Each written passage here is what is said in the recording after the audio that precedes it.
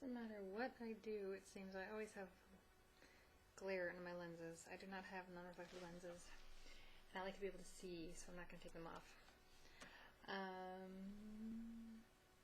Forgive me if I speak softly. I would pan the camera over, but... Oh, never mind, I just woke her. Yay.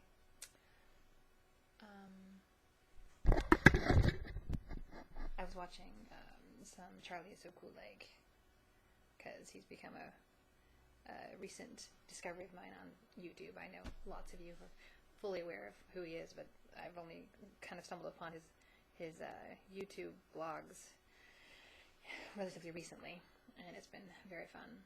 This one was one from back in December of '08, talking about friendship and best friends. And growing up, I had best friends.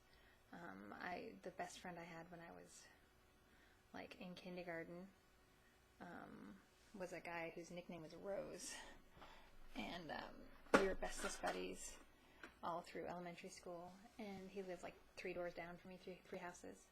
And his big sister was my big sister's best friend, and we were just all kind of inseparable. And he was my first kiss. But we separated when I moved a little before I was 12. And we've kept in touch, mostly through our sisters. So that's kind of cool. There was another best friend who lived across the street, and she was very sweet. In fact, her name is Abigail. And she used to be, oh gosh, I don't want to start any trouble, but her name is Abby, and she used to live across the street from me in Boulder, Colorado. And we were really close, and I haven't talked to her for about, 10 years. I tracked her down, more like that 14 years ago, and I haven't heard from her since. I fear she got married and changed her name, so I have no idea how to look for her. I've tried contacting, looking for her relatives, and I haven't had any luck. But there was Abigail. And then, who else have I been best friends with? In high school, who was my best friend in high school? Again, there was a girl that lived just around the corner from me named Molly. Moll, hi! She talked me into joining the marching band with her in color guard, with the flag. I'll have to intercut now some of me doing flag stuff. I'll see if I can figure out double editing. But she talked me into joining the color guard, and because my boyfriend had just gone away to Germany and I was lonely, she's like, "Get off your butt, come with me, you're coming to auditions." Okay. So I had some really good friends in the marching band. I was a total band geek. It was awesome, even though I never played an instrument.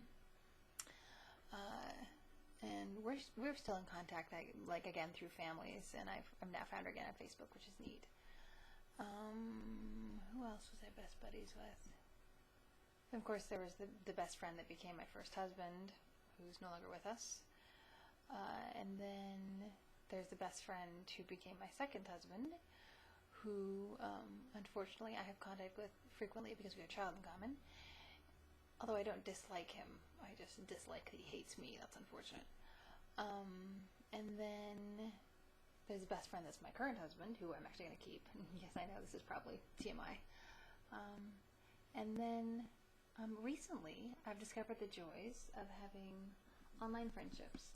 Not that I didn't have friends online before, but they've taken on a new timbre of late because I'm a stay-at-home mom. But I'm also an uber social person. I'm very, very social. And not having a social outlet because I have no money and I don't have a job and I'm not going to school and I don't have a car and I have a 4, almost 5-year-old, really kind of limits my social opportunities. So I've kind of been developing these friends online as a means of not going stark raving mad during the day. And it's been really nice. I've kind of joined this community. I had this mutual interest in an author, and then I became buddies with them via email, and then I met this whole circle of other people because of our same interest in this author. And then so I had this whole little community, and then the author built a website, and I was on the forum, and I was a moderator, and I developed this entire social network because of this person. And it's been really neat. It's been really cool. I've never made like such genuine friendships with people virtually, but a lot of that's due to things like, video. You know, before, when it was just emails to people like 10 years ago, back in the day, on Yahoo, virtual friends were fairly virtual. But now, because of video recordings and audio recordings and video chat and voice chat, I now genuinely feel as if I'm friends with these people. They pick up their laptops and give me a tour of their homes, and we know each other's kids, and our kids talk, and we share in our lows and highs, and I have a friend that just recently got engaged, and as soon as she had the ring, she video called me and had to show it to me, and I'm going to be her matron of honor, which is awesome. I've never met her, but I'm going to be matron of honor when she gets married next year.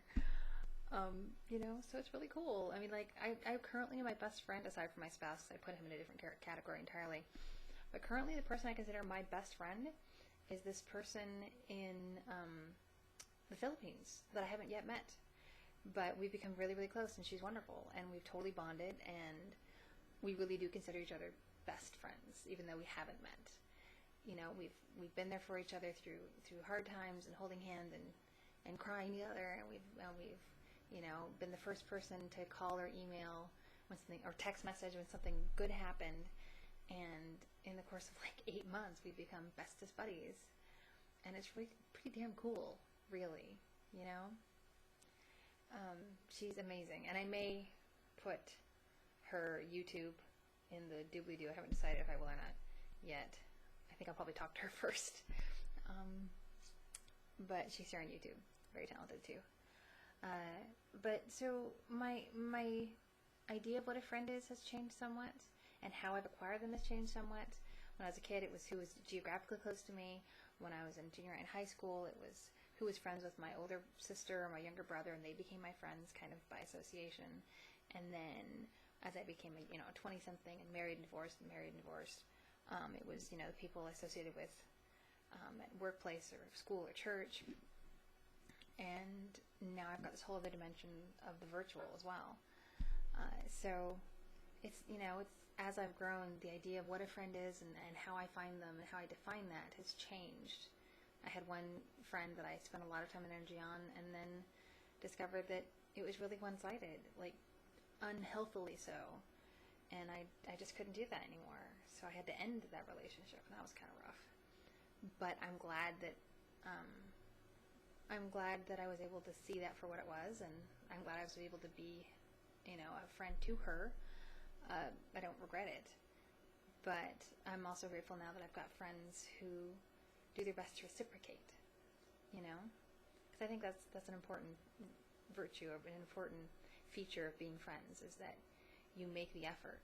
You don't always succeed, but you make the effort to be there, to be helpful, to be supportive, to just be there.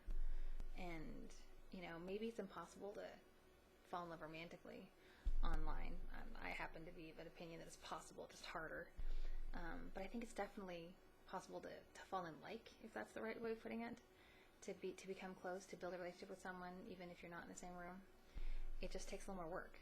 And because I've met such incredible human beings literally all over the globe, it hasn't felt like a chore to me. It's been a real joy. So to all you SOS girls, and my favorite Australian, and my bestest buddy in Manila, you guys are amazing, and I'm really, really glad that I've had the opportunity to get to know you. And someday soon, I will get published and have money and come visit. So, Charlie, thanks so much for the inspiration of the video. I know this is 2 years later a response, but you're absolutely delightful, and you inspire me. And my friends, you are a balm to the spirit and a comfort to the soul. Bye for now.